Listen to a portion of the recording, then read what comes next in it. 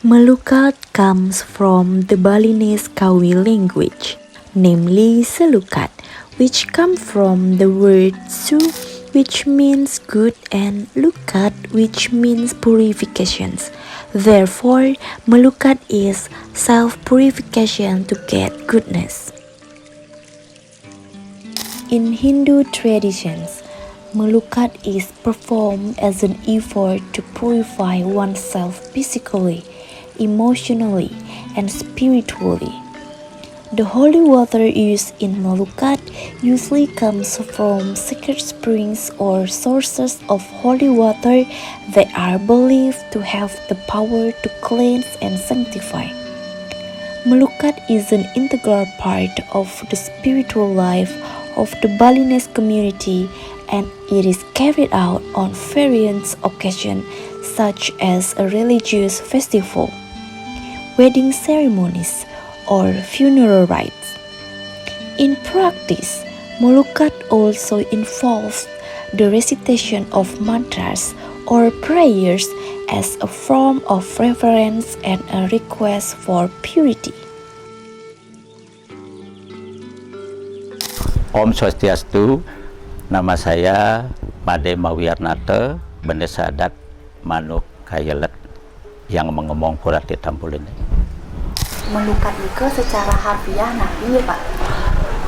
Kalau melukat secara harfiah, kalau kita mengenal namanya di Bali, kalau melukat pada umumnya itu kan pakai banten yang benar-benar banyak itu. Ada tebasan dan sebagainya, tetapi kalau melukat di sini itu istilahnya melukat atau melebur itu tidak sama prosesinya seperti itu.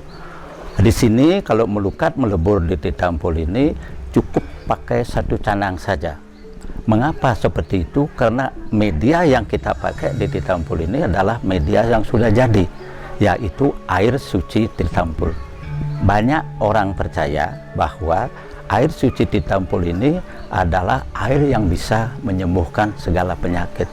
Itulah makanya orang datang ke Tampul ini disebut dengan melukat utawi melebur itu, yang dia rasakan seperti apa itu dialah yang merasakan sendiri. Sehingga Tampul ini terkenal menjadi melukat melebur karena mereka tahu yang datang kemari itu dia rasakan apa manfaat daripada anugerah beliau yang di sini, itu yang disebut dengan melukat atau melebur. Tapi ada nih kan ya esensi dari melukat ini Pak? Esensi dari melukat ini kan dia merasakan sendiri apa sebetulnya yang dia rasakan pada saat dia melukat. Jangankan orang beragama Hindu, orang lain pun di beda agama pun juga banyak. Dia merasakan langsung akibat efek daripada melukat di Tampul ini. Ya, tetapi kan bukan ya mungkin seperti cabai begitu dimakan begitu pedas, tidak begitu. Tapi secara pelan-pelan mereka itu akan merasakan apa manfaatnya. Yang penting dalam hal ini saya sarankan kepada semua pemuda yang melukat di Tampul ini, jangan sampai habis melukat pakai anduk. Itu tidak bisa. Karena itu bukan mandi kita melukat biarkah tirta empul itu meresap ke dalam tubuh, baik melalui rambut dan sebagainya. Setelah akhirnya itu akan betul-betul kering di tubuh itu, di sana baru akan terasa muka terasa bersih, pokok pikiran terasa tenang. Bagaimana cara Bapak mengelola ke sampai tirta empul ini dikenal oleh wisatawan asing? Kami dari pihak pengelola Desa Adat Manuk Kayelet tidak pernah kami mau promosikan bahwa tirta empul itu seperti ini, tidak. Dia sendiri merasakan apa yang dia dapatkan, apa yang dia rasakan setelah dia berkunjung di tempat ini. Itulah kami dari pihak Desa Adat tidak pernah menyampaikan bahwa ini harus begini, harus begitu, tidak. Jalani saja, beri petunjuk. Kalau Anda mau melukat seperti ini, silakan begini. Akhirnya dia lakukan apa yang dia dapatkan, dia sendiri yang dia rasakan. Itulah akhirnya mereka itu berjubel-jubel datang karena dia merasakan sendiri apa manfaatnya. Ya. Tapi ada ya syarat-syarat bagi wisatawan asing untuk melukat di tirta empul ini Pak? Syaratnya bagi orang yang melukat, baik orang asing maupun orang Hindu, itu syaratnya dia itu harus berpakaian yang rapi, dalam artian kalau wisatawan dia itu harus pakai sarung. sarung telah kami sediakan. Kalau orang Hindu ya orang lain Hindu itu sudah jelas syaratnya seperti orang asing juga. Kalau orang Hindu kan sudah jelas dia itu harus berpakaian adat sesuai dengan adat kita sendiri. Tapi ada nih Pak agama tertentu aja yang boleh masuk meriki, apa semua agama boleh? Kami dari pihak agama Hindu mungkin tahu bahwa semua orang yang datang yang bertujuan baik untuk di Pura Tirta Empul ini, kami sebagai masyarakat welcome, menerima itu dengan catatan apa aturan yang ada di Pura Tirta Empul ini yang diberlakukan oleh adat itu harus ditaati. Seperti itu. Bagaimana melukat niki dapat dikatakan sebagai penyucian diri sehingga mengundang wisatawan asing untuk meriki? Mengapa disebut penyucian diri? Karena melukat di Tirta Empul ini atau melebur di Tirta Empul ini langsung diguyur oleh air dan langsung dia mandi. Kalau kita melukat di rumah seperti agama Hindu kita itu, kita akan mendapat percikan tirta dari orang suci, mungkin satu payuk begitu itu disiram begitu kurang pas. Kalau di sini kan diguyur semuanya. Inilah menyebabkan sehingga mereka itu betul-betul merasakan apa manfaat daripada air suci Tirta Empul ini gitu. Mengenai tata cara melukat itu. Tata cara melukat banyak versi. Ini sebetulnya yang paling benar konsep kita di Hindu deh. Kita namanya mengenal luan dan teben. Biasanya kita kalau agama Hindu kita mulainya pasti luan itu ada di timur, ada di utara. Jarang di selatan. Ini menurut konsep di sini di Tambak Siring. Tetapi kalau untuk melukat kita biasanya menuju arah dari barat ke timur. Bukan dari timur ke barat, bukan dari luan ke teben, tidak. Dari teben lah kalau menuju keluar ke timur gitu. Sehingga dari itu posisi yang benar adalah melukat dari barat ini ke timur, menuju dari Tirta 1 ke Tirta 2 ke Tirta 4. Tapi dengan catatan, lihat di sana ada catatan di Tirta Empul yang tidak bisa dipakai untuk melukat. Itu tolong diperhatikan mana yang boleh, mana yang tidak. Melukat di Tirta Empul ini dari tahun berapa nih Pak? Melukat di Tirta Empul ini sudah sejak ada Tirta Empul. Munculnya air Tirta Empul ini 225 tahun 225 Masehi. Itu kurun waktu 300 tahun sekian, ini 962 baru akhirnya di Tirta Empul ini muncul ada pura, pembenahan di dalam bidang pancoran itu. Ya itu setelah itu baru sudah mulai, setelah ditata itu mulai itu juga sudah dipakai untuk pengelukat. Kenapa? Karena munculnya Tirta Empul ini kan menghidupkan orang mati. Itu harus tahu deh. Menghidupkan orang mati. Yang mati itu siapa? Yang mati bala tentaranya Indra. Kemudian beliau menciptakan air Tirta Amerta ini untuk menghidupkan bala tentaranya. Dan sehingga akhirnya bala tentaranya hidup untuk berperang lagi melawan Mayan Denawah. Itu kisahnya seperti itu sedikit ya. Tapi larangan untuk wisatawan nih Pak sebelum melukat nih Pak? Larangannya sebelum melukat di Pura Tirta Empul ini, kami menghimbau kepada semua orang yang hadir di Tirta Empul untuk melukat ataupun untuk masuk pura. Bagi mereka yang halangan, bagi para wanita yang dalam keadaan menstruasi, jangan pernah datang atau masuk dalam pura. Dan juga kalau diingat di rumah masing-masing, ketika ada halangan di rumah masing-masing, seperti agama kita, agama Hindu itu ada orang meninggal, jangan masuk ke dalam pura ini. Tolong ingat itu, jangan sampai ingin mendapat keselamatan akhirnya terbalik. Ini kami himbau kepada semua masyarakat yang ingin masuk ke tempat suci ini. With its unique architecture and sacred spring water with the temple area, Pura Tirta Empul attracts foreign tourists to visit. Visitors who come also feel refreshed after participating in the cleansing ritual. Yes, my name is Giorgio. I'm from Italy. My name is Julia. I'm 26 years old and I'm from Italy. And we're here on our travel. We're backpacking around the world. Why did you choose Tirta Empul as a place to melukat? Even not in Bali, there are a lot of places to melukat. Okay. Because this is the most famous, the biggest, and I think the most beautiful. And they're very famous here for having very good guides that could teach us how to proceed with the ritual. Okay, next question. How do you know this place?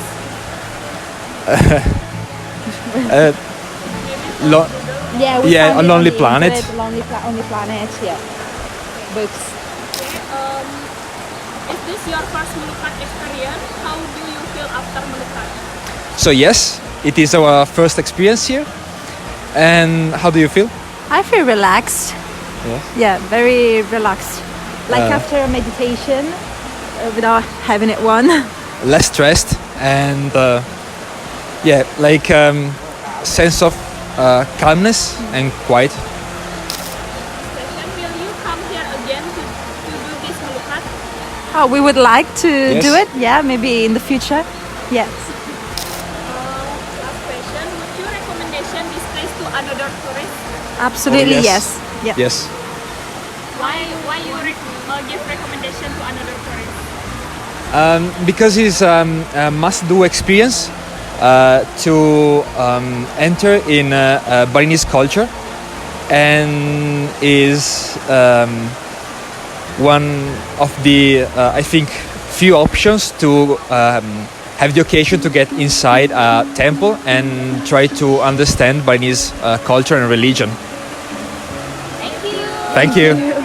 Sanchita, And I'm Shrey. India, Delhi. Okay, the first question is why did you choose Tirta Empol, this place to Melukat? So, before coming to Bali, we are from India. I was doing research about the temples, and someone told me that this temple has a very holy significance when it comes for like spiritual cleansing. So we thought, why not give it a shot and visit the place? How do you know this place? Google the famous places to visit in Bali. Is this your first Melukat experience? Yes. How do you feel after I feel fresh. fresh? I feel new. And then, And cold. yeah. Would you recommendation this place to your Definitely. tourism? Yeah, Definitely. This is a very nice, energetic place. A very positive You vibe. won't come again here. Yeah, definitely. definitely. Okay.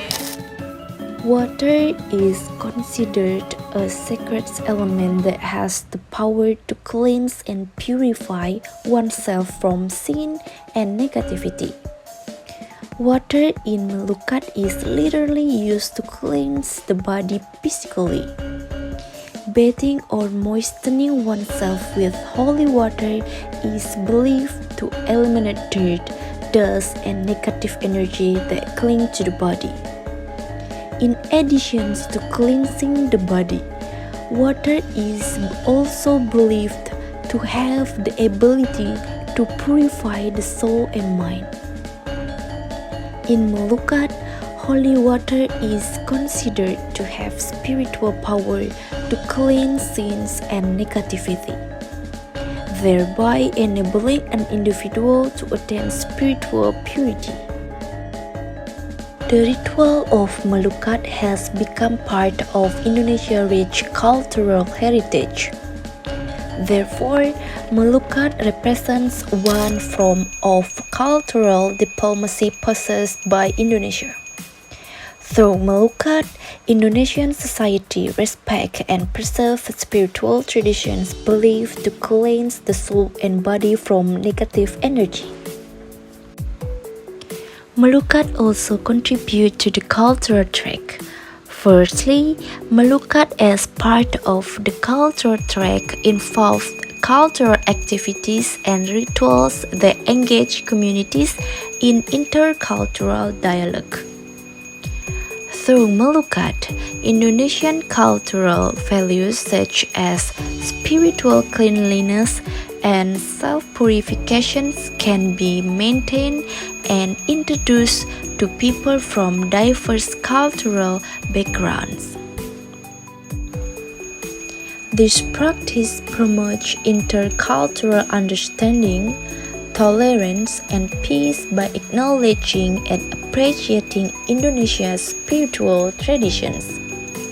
Additionally, involving communities in the Melukat ritual can build cross-cultural relationships and cooperation, providing opportunities to share experience and understanding, as well as fostering stronger connections among different communities. Melukat is now not only regarded as a religious tourism activity, but the government has also designated it as an international interfaith tourism during its hosting of the High-Level Conference or HLC of the G20, one of which includes the R20 Working Group. R20 itself is a meeting of religious leaders. Minister of Tourism and Creative Economy, Sandiaga Uno, welcomes the hosting of the International High-Level Conference of Religious Leaders or R20 Indonesia 2022 in Bali. Om Swastiastu. Sebelumnya perkenalkan, nama saya Iwayan Gede Sudana Putra. Di sini saya selaku atau sebagai Kepala Dinas Pariwisata Kabupaten Gianyar. Bagaimana pemerintahan Kabupaten Gianyar dalam menjaga wisata Tirta Empul karena tempat ini sudah terkenal secara internasional? Ya, jadi dari sistematis saya jelaskan terlebih dahulu. Daya tarik wisata di Kabupaten Gianyar ada 7 DTW yang kita kelola. Bentuk pengelolaannya berupa bentuk kerjasama dengan pengempon pura, dengan desa adat, ataupun dengan pihak ketiga yang berkewenangan atau memiliki hak di wilayah tersebut. Khusus untuk di Tirta Empul, kita melaksanakan kerjasama berupa PKS atau MOU. Nah, PKS atau MOU ini kita kerjasamakan dengan Desa Manukayelet Tampak Siring selaku pengempon pura Tirta Empul. Nah, bentuk kerjasamanya pertama berupa pembagian retribusi. Jadi dari keseluruhan retribusi yang kita dapat per tahun dibagi 40% ke desa Pekraman, kemudian 60% masuk ke Pemda Gianyar.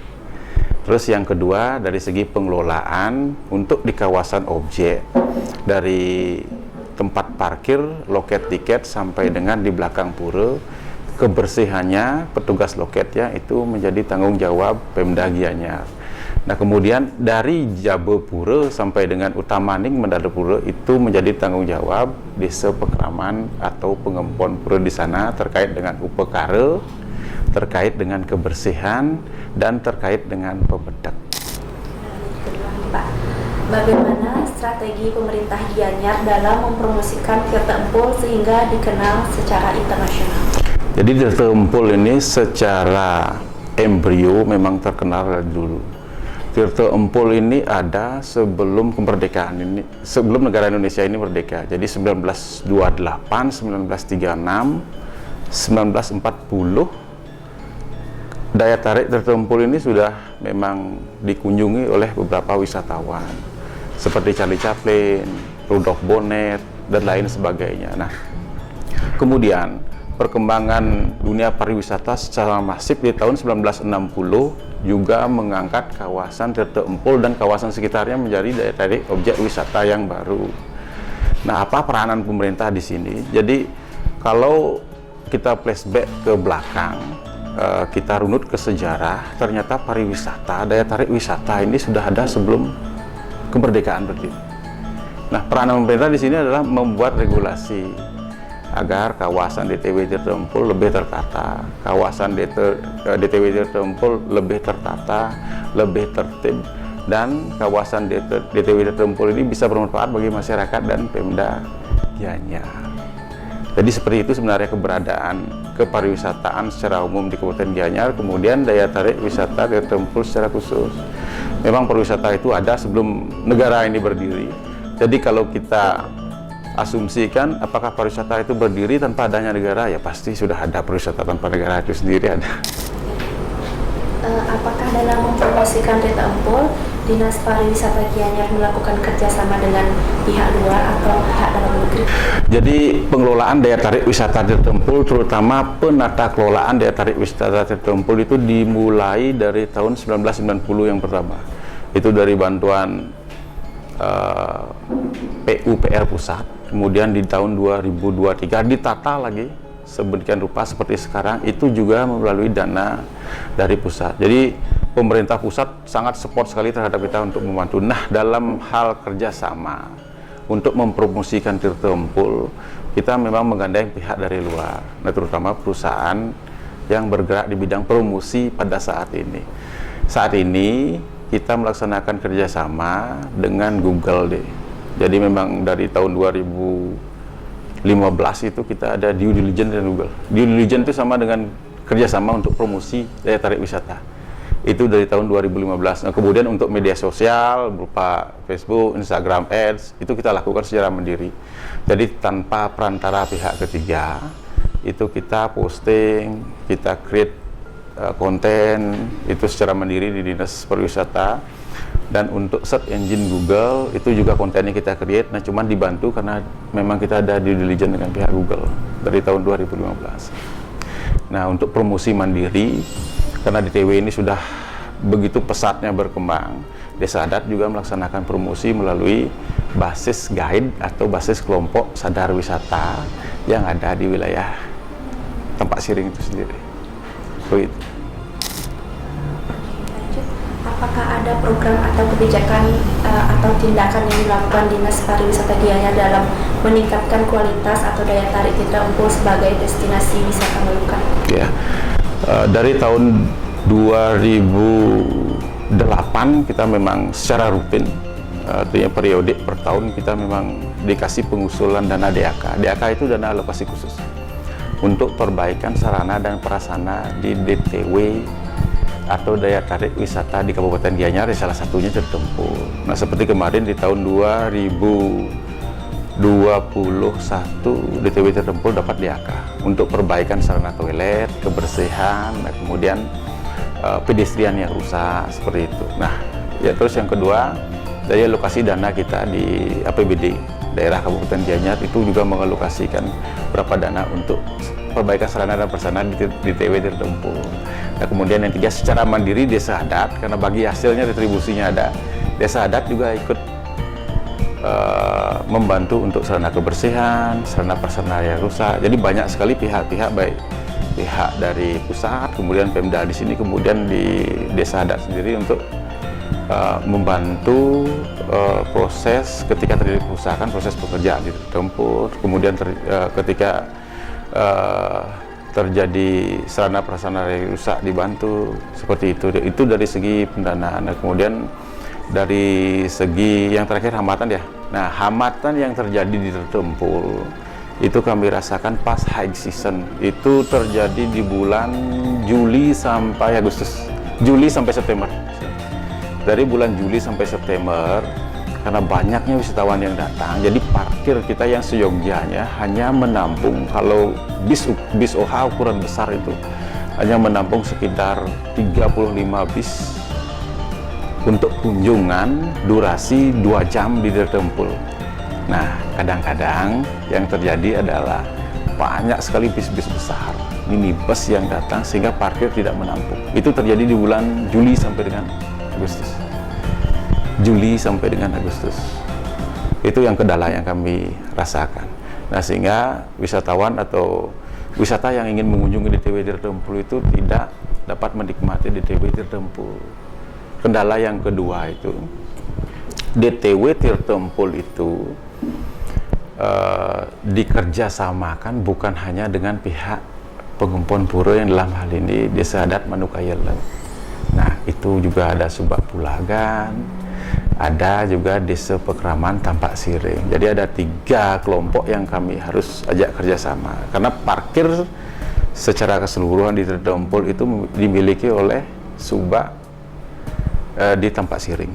Nah, kemudian DTW itu dimiliki oleh Desa Pekraman Manukayelen. Nah, jadi sewaktu-waktu kami harus berkolaborasi, kemudian mengadakan rapat untuk mencapai kesepakatan bersama. Nah, kadang-kadang dari kesepakatan itu ada biaya retribusi yang lebih yang harus kami bayarkan. Nah, terkait yang pertama yang tadi deh, jadi kemana sih, apa sih solusinya kalau misalnya wisatawannya membludak, kemudian tidak dapat akomodasi parkir, kemudian tidak dapat untuk mengunjungi DTW Tirtempul. Jadi ada solusi yang kami tawarkan. Di sebelah selatan DTW Tirtempul itu ada DTW Pura Mengening. Keindahannya hampir sama dengan Tirtempul. Nah, kemudian airnya sangat lebih asri. Di sana juga ada wisata religi untuk Moluccat dan sedang kami kembangkan. Jadi seperti sebelah selatan DTW Tirtempul ada namanya DTW Pura Mengening yang sekarang sudah mulai naik kunjungannya. Itu salah satu solusi yang kami tawarkan ketika Krodit Tirtempul yang mereka dapat ke selatan di Republik. Kegiatannya sama, Moluccat, pancorannya lebih banyak, alamnya lebih asri. Begitu deh. Mungkin katakan kendala yang itu. Ya. Kendala itu apakah ada kendala yang dialami dinas pariwisata dalam mempromosikannya? Oh, kalau mempromosikan ada. Kalau untuk bidang promosi yang kita lakukan sama sekali tidak ada kendala. Kenapa? Dulu itu kita melaksanakan promosi di tahun 2010 mungkin dengan cara konvensional. Artinya dengan cara kerjasama dengan IO, kemudian kerjasama dengan koran, kemudian buat selebaran, buat baliho, kerjasama dengan beda cetak elektronik, kemudian kerjasama dengan radio, dan itu sangat sifatnya konvensional. Kalau sekarang model konversi kerjasamanya kan bisa saya lakukan dengan online, dan itu sangat membantu sekali proses untuk promosi di DTW Tirtempul. Jadi sama sekali tidak ada kendala.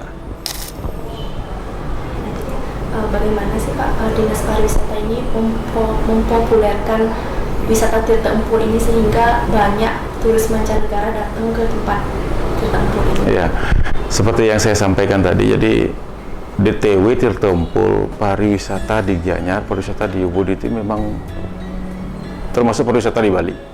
Memang populer sebelum kemerdekaan itu ada. Jadi kegiatan pariwisata ini memang ada sebelum negara ini merdeka. Jadi apakah dia dipromosikan oleh orang luar? Saya kira ya. Nah, kemudian ketika pariwisata ini sudah jalan, sudah running, pemerintahan ada, pemerintah daerah ada, nah kemudian dinas-dinas yang membidangi ada, apa sih yang harus kita lakukan? Ya, kita lakukan adalah yang pertama membuat regulasi agar pariwisata yang ada sekarang ini, warisan pariwisata yang ada sekarang ini tertata kelola dengan baik dan benar melalui regulasi. Nah, kemudian zaman sekarang, zaman era modern seperti saat ini, apa sih langkah promosi yang kita lakukan? Ya, seperti yang saya bilang tadi. Jadi melalui dinas pariwisata kita mengalokasikan anggaran khusus memang untuk program promosi online berbasis internet. Kalau media sosial kita pakai iklan. Jadi kalau di IG kita pakai IG Ads, kemudian Facebook kita pakai Facebook Ads. Iklannya itu sangat rarah saya kira. Jadi sebelum pengiklanan kita buat konten, kemudian kita bisa pasarkan ke negara mana saja yang kita tuju. Sebelum wisatawan itu berkunjung ke Bali berdasarkan data BPS tahun lalu. Nah, kemudian iklan berbayar juga kita kerjasamakan dengan pihak Google yang namanya Google Ads. Metodenya hampir sama dengan media sosial, tapi lebih mengkhusus ke pangsa pasar yang memang betul-betul minat wisatawan itu ada. Karena basisnya adalah SEO atau Search Engine Optimizer.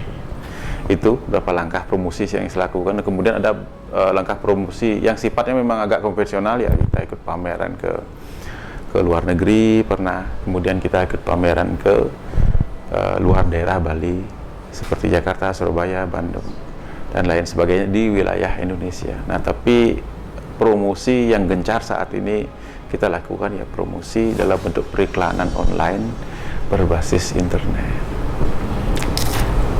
Mungkin yang terakhir Pak, apakah terdapat peningkatan pendapatan yang dimiliki kontribusi untuk pembangunan Tirtempul dan sekitar, lalu berapa persentase wisatawan yang mengunjungi Tirtempul? Ya, di tahun 2019 itu kalau dirupiahkan secara keseluruhan, retribusi di semua objek yang kita kelola itu sebesar 46 miliar setahun. Itu 60%-nya berasal dari Tirtempul. Nah, kemudian 2020 sangat turun drastis.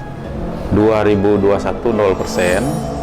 Di tahun 2022 kembali kita menyentuh angka 40 miliaran. Nah, kemudian target kita untuk di tahun sekarang, tahun 2023 itu adalah 65 miliar. Nah, jadi kalau misalnya target ini tercapai 65 miliar di bulan Desember tahun 2023, 70% dari 65 miliar itu saya pastikan berasal dari Tirtempul. Karena jumlah kunjungan wisatawan terbanyak adalah di Tirtempul. Rata-rata per hari ini saja yang berkunjung 218 orang yang berkunjung. Itu dari pihak asing. Nah, kemudian dari pihak domestik itu sekitar 200-an orang juga. Nah, cuman perbedaan tiketnya itu kalau untuk asing 50.000, untuk lokal itu sekitar 30 ribuan.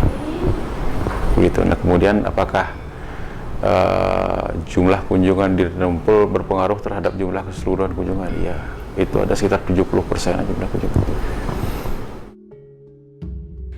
Melukat is a self-purification ritual believed by Hindu followers to be a means of releasing negative energies. This uniqueness of Melukat has made it intriguing to outsiders, leading to Melukat being recognized as one of the destination held as an international religious tourism site.